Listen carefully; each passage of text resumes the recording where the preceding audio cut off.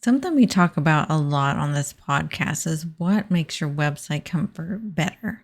One of the key elements of that is trust. It's one of the most important factors in making a sale, especially online. When visitors land on your website, they're asking themselves a key question: can I trust this business? Especially if they're not familiar to you and you're new to them. And if the answer is no, they're going to click away super fast, but they don't feel like they can trust you right away. But if your website immediately inspires trust, you're one giant leap closer to making a sale with that potential new customer. So today we're diving into the psychology of a sale and exploring how to design a website that instantly builds trust with your audience. So let's get started. Welcome to the E-commerce Made Easy podcast. I'm your host, Carrie Saunders. When we started this business, all I had was a couch, a laptop, and a 9-month-old. My main goal? To help others. Now, with over 20 years in the e-commerce building industry and even more than that in web development, I have seen a lot. I love breaking down the hard tech into easily understandable bits to help others be successful in their online business. Whether you're a seasoned e-commerce veteran or just starting out, you've come to the right place. So sit back, relax, and let's dive into the world of e-commerce together. Welcome back to the E-commerce Made Easy podcast. So today we're exploring how to design a website that builds trust. It's something we touch upon a lot on this podcast, and I wanted to have a dedicated episode on building customer trust. And we're going to talk about some psychological principles that influence trust, design elements you can have on your website that can make or break your credibility too, and actionable steps to take your website from potentially not trustworthy to a trustworthy website and a great place for your audience to feel like they can trust you and comfortable on your website. So if you've ever wondered why some websites don't convert, trust could be potentially the actual reason that they're not converting very well. And those ones that do convert effortlessly, trust is definitely there and definitely a factor in making that website convert very effortlessly. So first, what really matters with our websites and how do we make the trust factor go higher? So first off, first impressions matter, and there's powerfulness in a visual trust. So when you land on the website, if it's clean and clear and modern looking and doesn't look super old or ancient, you're going to build a trust pretty quickly if your website looks modern and clean and clear. It's the first thing visitors notice, and research shows that it takes just 50 milliseconds for people to form an opinion about your website. And if it doesn't look professional, they're likely to not trust you. 50 milliseconds, let that sink in. That's a really, really fast, right? So some of the ways we can build trust is using a clean, modern design, as we just touched on. We want to avoid cluttered layouts and outdated styles. So we want to have it be minimalist. And we talked about this on the podcast episode with Amy Slinker-Smith on making yourself more organized. We can do this on our website too. When we have white space to look at on our website and making it minimalist and clean, that gives our eyes the ability to land on the important things. So a clean, modern design is definitely important. And we'll link to that episode in the show notes because I think it brings out some great points that you can bring home here for building trust too. We also want to have consistent branding. So we don't want to have a ton of fonts. We don't want to have a ton of colors. Usually 2 to 3 is typical for fonts and colors, potentially up to 4 if you're a bit more of an advanced brand, but you need to know how to use those properly. So we want to have cohesive colors, fonts, and image styles too that relate and match to each other. So we don't want to have 2 different images on our website. They're a stark contrast from each other that creates questions in the person's mind when they're looking at your site. So we want to have a cohesive brand identity. And if you haven't spent some time refining your brand and defining the colors, defining the fonts, defining your style and your persona, then that is something that you need to write down on your task list and make sure that you address that next and then review your website to make sure it aligns with that. And investing in high quality visuals. So we want to make sure that our images are not blurry. We want to make sure that the graphics are nice and clean and clear and really look professional. You can even do this in free software like Canva. So don't feel like you have to go out and spend a ton of money. But as long as you're purposeful and consistent, then that's going to really drive this home and really help you be more consistent in your brand and in your visuals. And we want to make sure that we're using professional images. If you have the paid plan of Canva, it has a whole bunch of great resources in there, and we'll link to it in the show notes as well. And it can be a really good time saver. So you're not searching all over the internet for images and then you're not sure whether you're allowed to use them or not. In Canva, if you have the pro design, you're allowed to use those images on your website. And so we want to make sure everything's clean and clear and crisp and it's cropped properly. So no weird cropping of your images. All those little details can really demean trust if you don't do them properly. So it's not just about the aesthetics. It's also about creating an environment where visitors feel comfortable and confident. So when you're making it feel cohesive and not like a cluttered room, we all probably have a cluttered room or a cluttered space in our house. So as long as it doesn't look like that cluttered room, it looks cohesive and purposeful, then that's really going to help build trust. The second way we can build trust is through transparency. It is something I talk about a lot on this podcast. Customers want to know who they're dealing with, what to expect, and how you're going to deliver your promises. So some ways you can build transparency is through an About Us section on your page. This is something I talk about a lot. I think it's super important that people understand who's behind the business. Share your story, your mission, and your values on this About Us page. I want you to highlight people behind your business too, to create that human connection. If it's just you, if you're just a solo entrepreneur, highlight some things, even include some of your hobbies too. That helps make us more human. If you have staff, feel free to include some things about them that they're comfortable with you sharing. That's going to help build trust too. And then they'll see that there's a team behind you as well. We also want to be clear about our pricing and our policies. This is something I talk about is if you actually ship physical goods, that needs to be there and very easy to get to on how you are going to ship, the expected time frame, etc. And then for whether you sell physical goods or services, then we need to make sure our policies are very clear. Our return policies, that's if it's physical goods, our money back guarantees if you're doing products or services, making sure all those are very upfront, making sure we don't have any hidden fees. We don't want them to go at checkout and then find there's some additional cost that is going to be added on. Make sure that any additional costs that you might need to incur on them, whether it's border fees, whether you're shipping across seas or whether it's an extra service fee or things like that. We want to make sure those are clear up front before they start their checkout process. So being very transparent goes a long way. Don't feel like you're going to make the customer run away because you're showing these extra fees that they're going to have. They're going to be thankful to know that up front so they can have that in their brain when they're processing the cost of your product or service. And then number 3 for building trust on a website that's super critical is a social proof. It is the psychology of following the crowd, and it's something we just tend to do as humans. Some of us do it more than others, but it's definitely something that's ingrained in us as humans, is we want to be doing what others are doing, and we trust our crowd, our friends and our family whenever they give a review or testimonial. So, it's just human nature that we as humans will recommend the things that are our favorites, the things that we love. And so when we see that on a website and see these testimonials of people and why they love this product or service, what it does for them, how it helps them, and even some of the constructive criticism they might give on the product, that really boosts your confidence in that website when you're a consumer looking at it. So don't even shy away from those customer testimonials or reviews that have a bit of constructive criticism in there.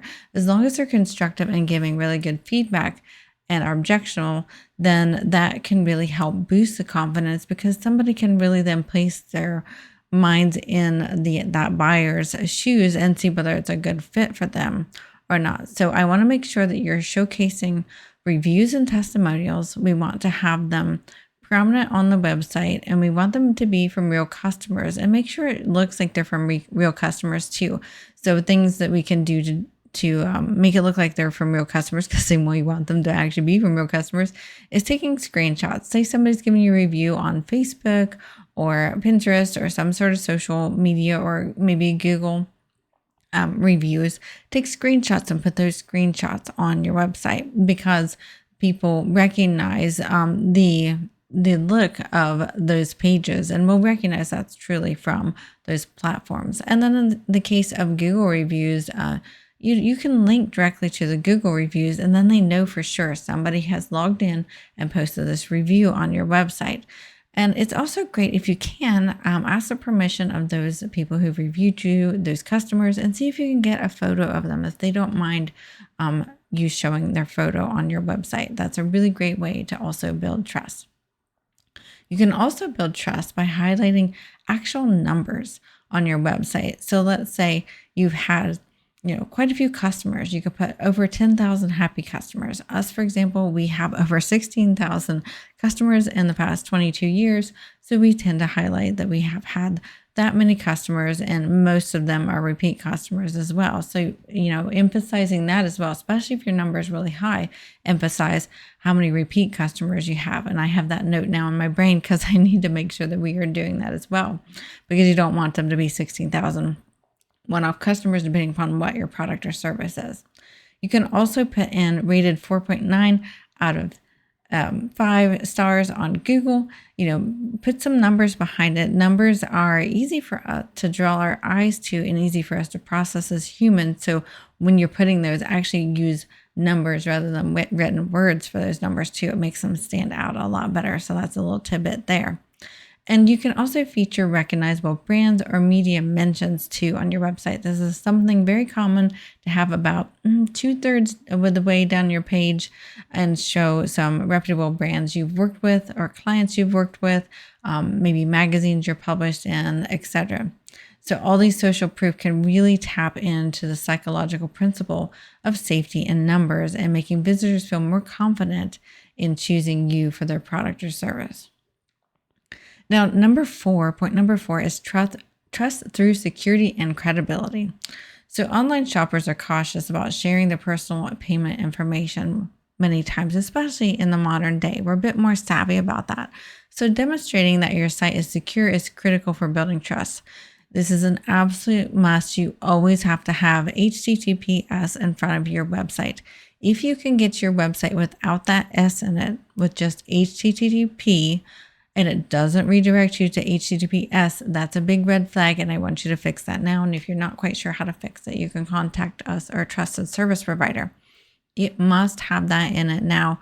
Google penalizes you if you don't have it, as well as people are super aware of this. Actually, browsers make it really hard to go to a website without the S in front of the or at the end of the HTTP. So you need to make sure that that is set up, that your website is always at HTTPS.